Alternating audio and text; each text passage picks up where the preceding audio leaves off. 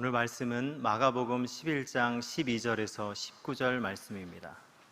마가복음 11장 12절에서 19절 말씀입니다. 신약성경 74쪽입니다. 한 절씩 함께 교독하도록 하겠습니다.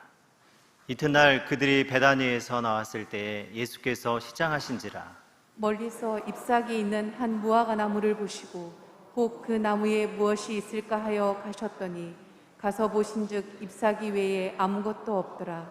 이는 무화과의 때가 아님이라. 예수께서 나무에게 말씀하여 이르시되 이제부터 영원토록 사람이 내게서 열매를 따먹지 못하리라 하시니 제자들이 이를 듣더라. 그들이 예루살렘에 들어가니라. 예수께서 성전에 들어가사 성전 안에서 매매하는 자들을 내쫓으시며 돈 바꾸는 자들의 상과 비둘기 파는 자들의 의자를 둘러 푸시며 아무나 물건을 가지고 성전 안으로 지나다님을 허락하지 아니하시고 이에 가르쳐 이르시되 기록된 바 내 집은 만민이 기도하는 집이라 칭함을 받으리라고 하지 아니하였느냐. 너희는 강도의 소굴을 만들었도다 하시매 대제사장들과 서기관들이 듣고 예수를 어떻게 죽일까 하고 꾀하니 이는 무리가 다 그의 교훈을 놀랍게 여김으로 그를 두려워함일러라. 그리고 날이 저물매 그들이 성 밖으로 나가더라. 아멘. 나는 포도나무요 너희는 가지라. 그가 내 안에 내가 그 안에 거하면 사람이 열매를 많이 맺나니 나를 떠나서는 너희가 아무것도 할 수 없음이라. 아멘. 주님이 우리의 생명의 포도나무입니다.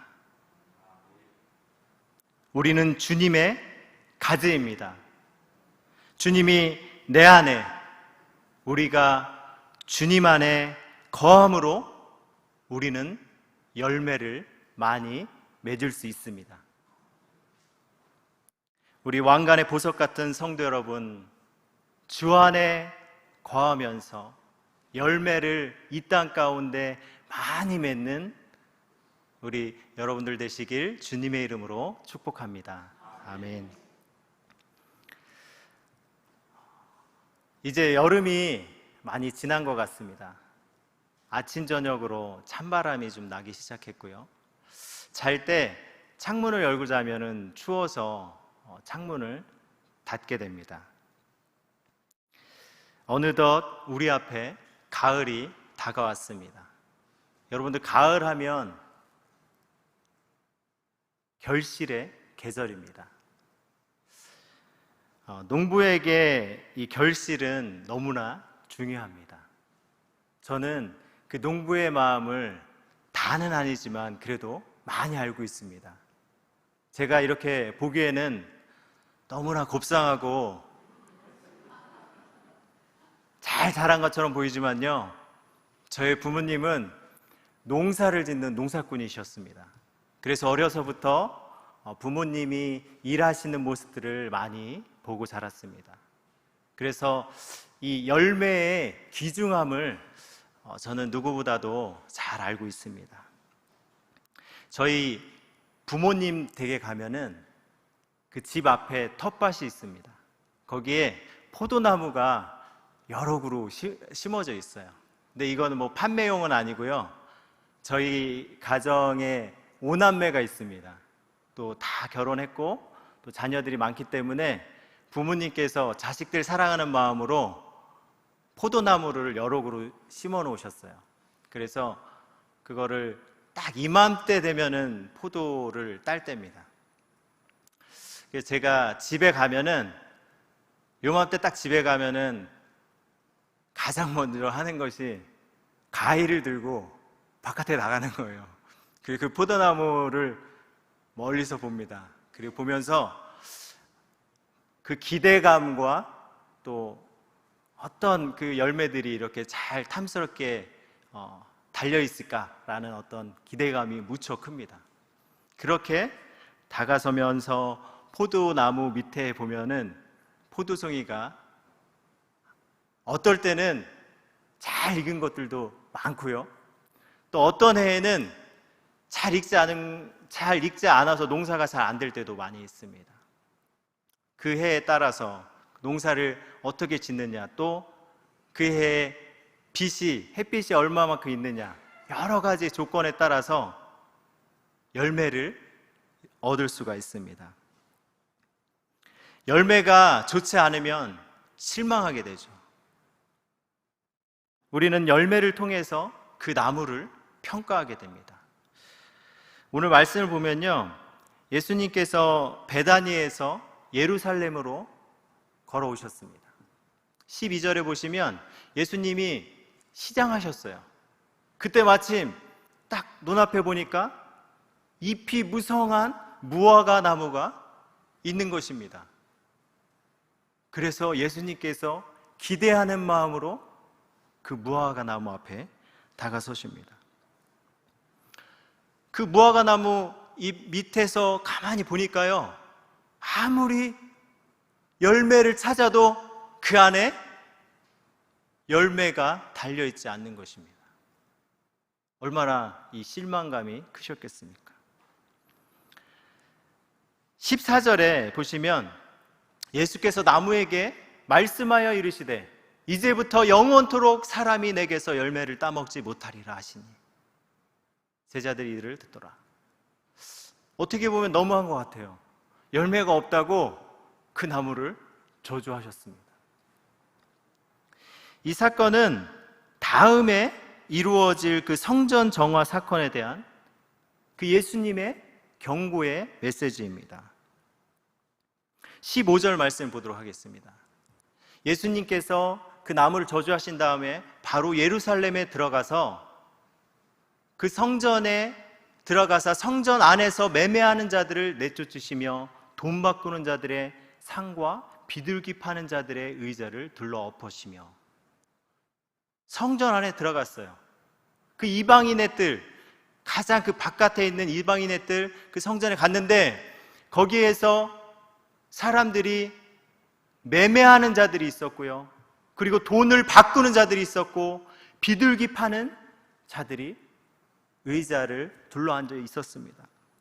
완전히 이 시장에서나 볼 법한 그런 장면이 성전 안에서 재현됐던 것입니다. 오늘 본문의 배경은 그 이스라엘의 최대 절기인 유월절이 배경이었습니다.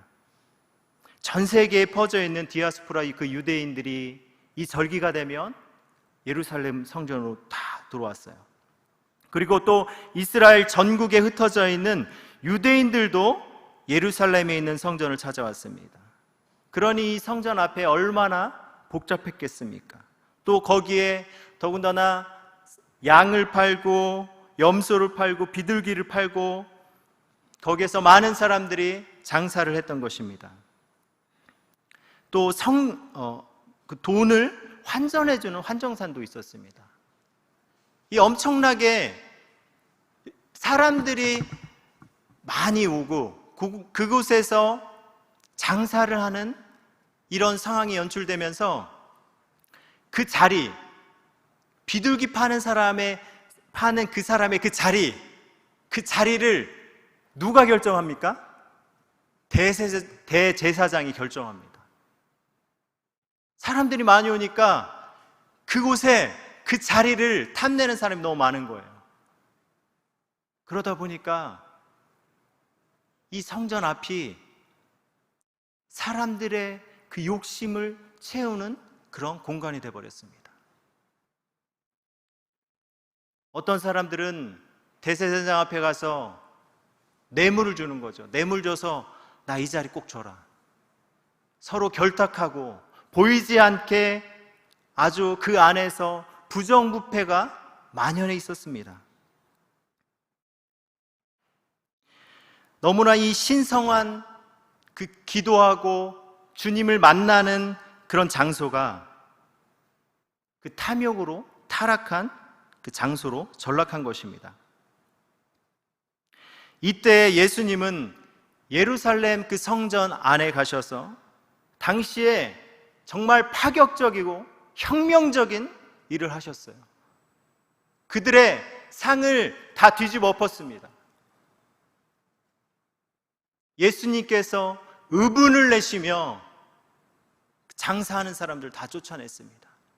16절을 보시면요, 아무나 물건을 가지고 성전 안으로 지나다니면 허락하지 아니하시고 그런 사람들을 다 막아버렸어요. 그리고 17절에 이렇게 말씀하십니다. 이에 가르쳐 이르시되, 기록된 바 내 집은 만민이 기도하는 집이라 칭함을 받으리라. 내 집은 만민이 기도하는 집이라. 근데 많은 사람들이 이곳을 뭐라고 나와 있죠? 너희는 강도의 소굴을 만들었도다. 만민이 기도하는 집, 만민이 기도하는 집은 모든 민족이 나와서 하나님을 만나고 하나님을 예배하고 하나님께 기도하는 그런 공간입니다. 근데 그런 하나님의 성전을 사람들이 강도의 소굴로 만들었습니다. 우리 한번 여기에서 다시 한번 좀 무화과 나무에 대해서 좀 살펴보도록 하겠습니다. 제가 알아보니까요, 무화과 나무는 1년에 2번에 걸쳐서 열매를 맺는다고 합니다. 한 번은 5, 6월 달에 맺고요, 그리고 두 번째는 8, 9월 달에 맺는다고 합니다. 5, 6월 달에 맺는 그 첫 무화과를 파계라고 하는데, 그 무화과는 맛도 없고 푸석푸석하대요. 그러니까 가을에 달려서, 가을에 달리면 안 되는데, 그러니까 달려버려서 그 해에 그냥 그렇게 달려있기 때문에 푸석푸석하고 맛이 없대요. 그리고 늦 무화과는 여름을 지나서 수확하기 때문에 당도가 아주 높고 맛이 좋다고 합니다. 예수님이 무화과 나무를 보셨을 때는 4월 중순이었습니다. 6월절이 있었던 4월 중순쯤이었습니다. 시기적으로 늦무화과는 이제 열리기 시작했고요, 그리고 처음 익은 그 첫 무화과도 아직 그 설익은 채로 달려있는 상태입니다. 예수님은 누구보다도 그 사실을 잘 알고 계셨습니다. 13절을 보시면 무화과의 때가 아님이라 이렇게 말씀하고 있어요. 예수님은 그때가 무화과의 때가 아님을 이미 알고 계셨습니다. 그럼에도 이 4월쯤 되면 설익고 좀 덜 익고 그런 열매들이, 그러니까 본격적으로 열매를 맺지는 않았지만 덜 익고 미숙한 상태의 그 열매들이 달려있는 것을 알고 계셨어요. 예수님께서 엄청나게 큰 기대를 갖고 그 무화과 나무 앞에 가신 것이 아닙니다. 거기에 열매들이 조그만한 거, 덜 익은 거, 뭐 이런 것들이 달려 있을 거라고 생각하셨을 거예요. 그리고 그거라도 확인하고 있으면 드시려고 가셨어요. 근데 가니까 아무것도 없다고 했죠. 열매가 아무것도 없었습니다. 예수님은 이미 다 알고 계셨습니다. 예수님이 성전에 갔을 때 예수님이 엄청난 열매를 기대하고 간 것이 아닙니다. 우리 11절을 보도록 할게요. 11절을 보시면요, 마가복음 11장 11절 한번 보도록 할게요. 제가 읽어드리도록 하겠습니다. 예수께서 예루살렘에 이르러 성전에 들어가사 모든 것을 둘러보시고 때가 이미 저물매 12제자를 데리시고 베다니에 나가시니라. 이 말씀을 보면 예수님께서 이미 성전을 그 전날에 다 둘러보셨어요. 그리고 그들이 어떻게 행하는지 다 알고 계셨습니다. 다 보셨어요. 그랬기 때문에 예수님은 그들에게 엄청난 걸 기대하거나 그러지 않았던 거예요.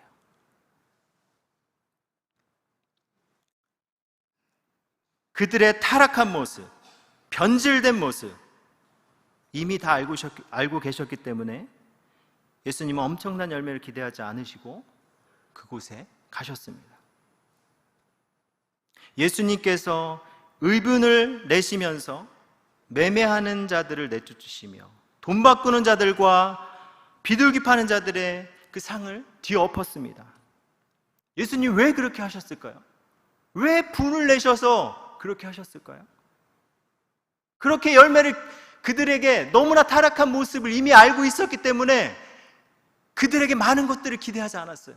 그럼에도 불구하고 그곳에 가셔서 상을 뒤엎고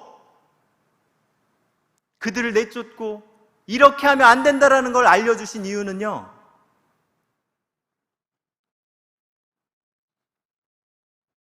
거기에 있는 단 몇 사람이라도 다시 돌이키길 원했어요. 17절 말씀 한번 보도록 하겠습니다. 17절 말씀 보면 이에 가르쳐 이르시되, 예수님께서는 그들의 잘못이 무엇인지를 그들에게 정확하게 알려주고 싶었어요. 가르쳐주고 싶었어요. 왜요?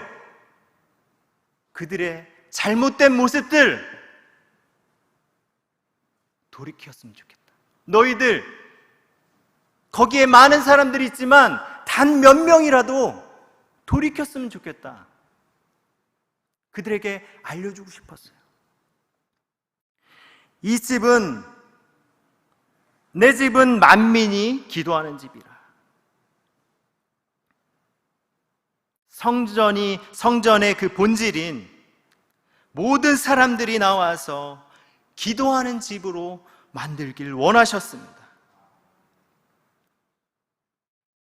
그곳에서 있던 사람들이 돌이키길 원하셨어요. 단 몇 사람이라도 그렇게 기대를 하셨습니다.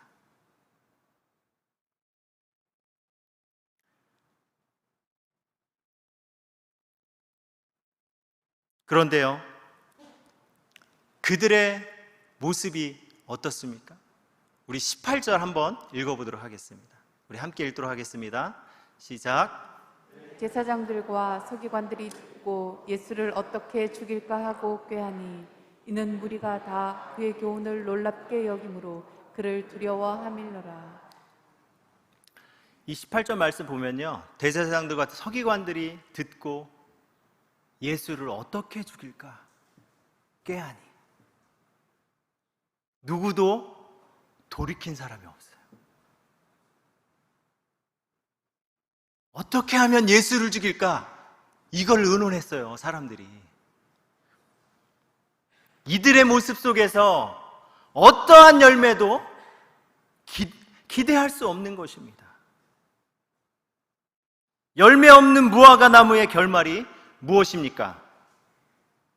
마가복음 11장 20절 말씀 함께 보도록 하겠습니다. 그들이 아침에 지나갈 때 무화과 나무가 뿌리째 마른 것을 보고, 열매 없는 무화과 나무의 결말은 심판과 죽음뿐입니다.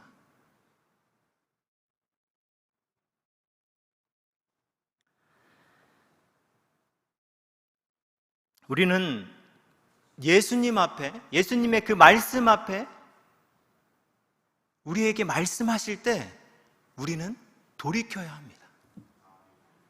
그것이 우리의 모습이에요. 돌이키지 않고 그냥 내 멋대로, 내 인생 내가 주인이니까 그냥 내가 갈 거야, 그렇게 살아가면 그 열매는 죽음뿐입니다. 심판뿐입니다. 민수기 21장 8절에서 9절 말씀을 보시면요, 여호와께서 모세에게 이르시되 불뱀을 만들어 장대 위에 매달아라. 물린 자마다 그것을 보면 살리라. 모세가 놋뱀을 만들어 장대 위에 다니 뱀에게 물린 자가 놋뱀을 쳐다본즉 모두 살더라. 놋뱀 사건은 예수 그리스도를 예표하고 있습니다. 자신의 그 아집과 그 욕심과 자존심, 그 교만들, 이런 것들 때문에 그 높보임을 바라보지 못하는 거예요. 내려놓지 못하기 때문에 그냥 고개만 돌리고 내가 주 앞에 돌이키면 사는데 그러지 못하는 것입니다. 우리의 아집과 그 욕심과 그 교만의 모습들이 여전히 내 안에 있기 때문입니다. 여러분들, 돌이킨다는 것은 외면했던 그 예수를 다시 바라보고 전적으로 무릎 꿇고 나의 주님을 모시고 내가 그 안에 거하는 것입니다. 요한복음 15장 4절에서 5절 말씀 보도록 하겠습니다. 내 안에 거하라. 나도 너희 안에 거하리라.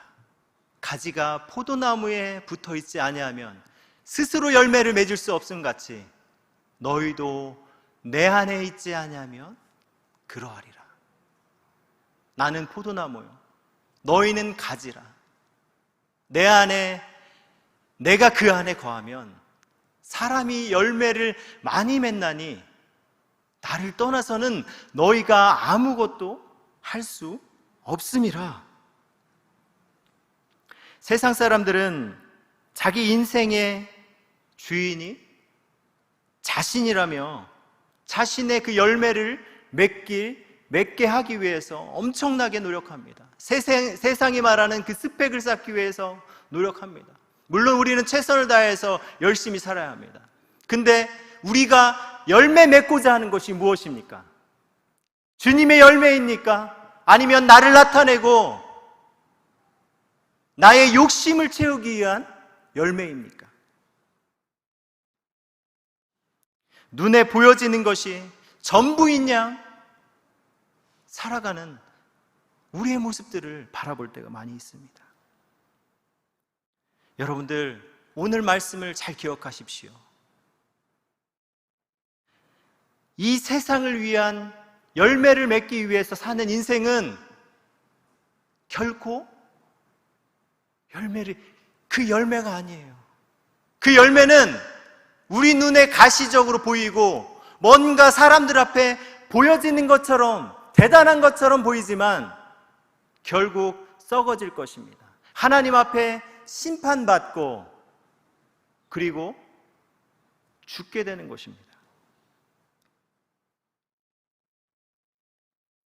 우리는 우리의 이 욕심과 나를 향한 그 자만의 모습들을 주 앞에 내려놓아야 합니다.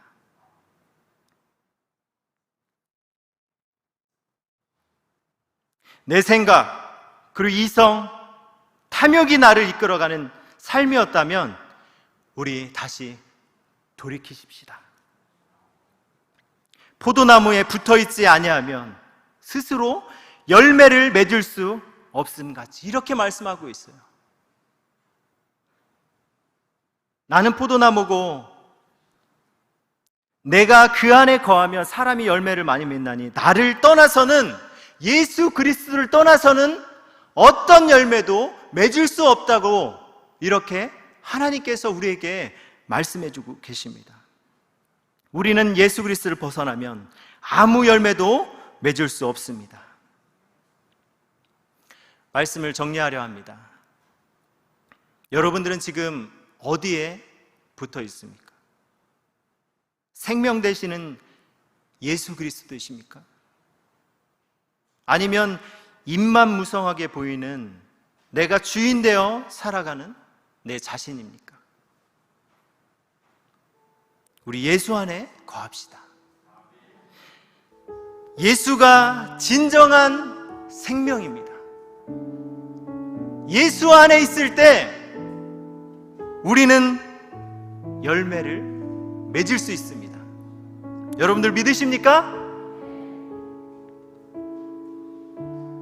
오늘 말씀을 통해서 무성한 그 무화과 나무를 우리는 보았습니다. 겉으로 멀리서 보기에는요, 그 무화과 나무가 무성해 보였습니다. 입만 무성했어요. 뭔가 그 안에 대단한 것이 있을 것처럼 보였습니다. 그러나 그 안에 가보니까요, 아무것도 없었습니다.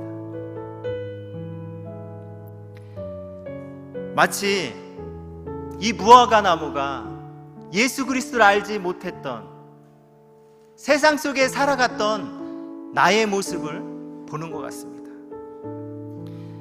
이 무화과 나무를, 이 말씀을 준비하면서 이 무화과 나무를 묵상하는데요, 그 무화과 나무가 마치 저의 모습 같았습니다. 뒤돌아보니까 내 안에 그 주님의 열매가 많이 보이지 않더라고요. 그리고 또한 이 시대를 살아가는 그리스도인들을 보는 듯했습니다. 그래서 마음이 아팠습니다. 우리의 말은 너무나 그럴듯한데, 우리의 겉모습은 너무나 대단한 것 같은데, 우리가 이 세상 속에서 빛과 소금이 되지 못하는 우리의 모습을 바라보게 됩니다.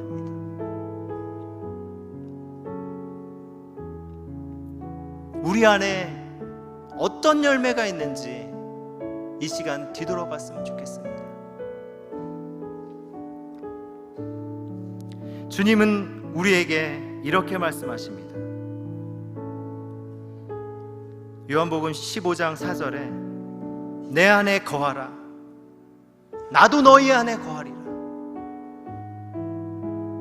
우리가 가장 먼저 해야 할 건요, 주님 안에 우리가 거하는 것입니다. 생명 대신 그 예수 그리스도께 우리가 거하면 우리는 열매 맺는 인생이 됩니다.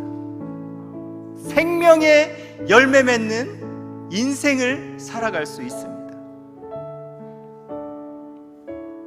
우리 다시금 그 주 앞에 돌이켜 주님께 나아갑시다. 주 안에 거합시다. 우리 삶 속에서 내려놓지 못하고 주님께 거하지 못한 우리의 그 죄악된 모습을, 그런 모습이 있다면 이 시간 주 앞에 용서를 구하고 다시금 그 십자가 바라보며 나아갑시다. 주님께서, 우리가 주 앞에 거할 때 주님께서 우리를 통하여 이 땅 가운데 열매를 맺어 가실 것입니다. 이 땅 가운데 그 열매 맺는, 그래서 주님께 칭찬받는 시냇가 푸른나무 교회 온 성도 여러분들 되시길 주님의 이름으로 축복합니다. 아멘. 우리 함께 찬양하며 나아가도록 하겠습니다.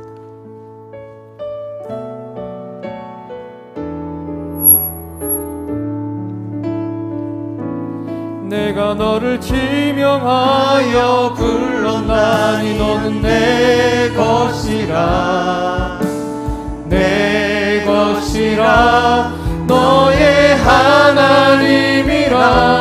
내가 너를 보배롭고 존귀하게 여기노라. 너를 사랑하는 내 여호와라. 나의 안에 거하라, 나의 안에 거하라, 나의 안에 거하라.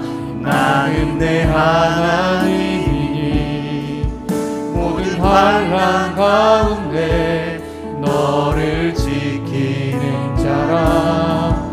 두려워하지 말라. 내가 널 도와주리니 놀라지 말라. 내 손 잡아주리라. 내가 너를 지명하여 불렀나니 너는 내 것이라, 내 것이라, 너의 하나님이라. 내가 너를 보배롭고 존귀하게 여기노라.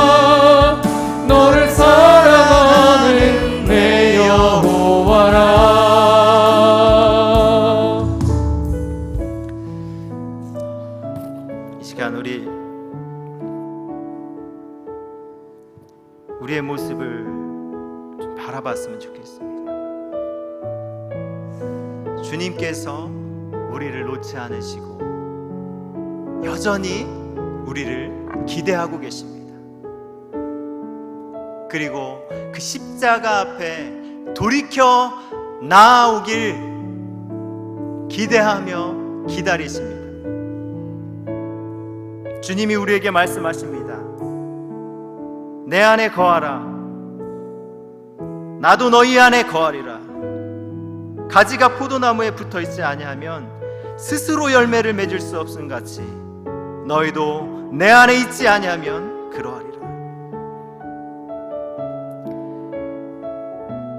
포도나무 대신 우리의 생명 대신 그 주님 앞에 돌이켜 나아갑시다. 그 앞에 거하며 그 안에 함께 열매 맺는 그 주님과 함께 동행하며 나아가는 저희들 되게 하여 주시옵소서. 주님, 우리의 모습을 돌이켜 주 안에 거하며 나아가도록 하겠습니다.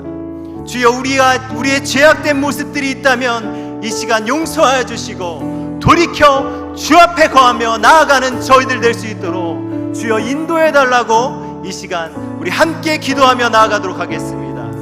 주님, 우리에게 하나님 말씀해 주시니 감사합니다.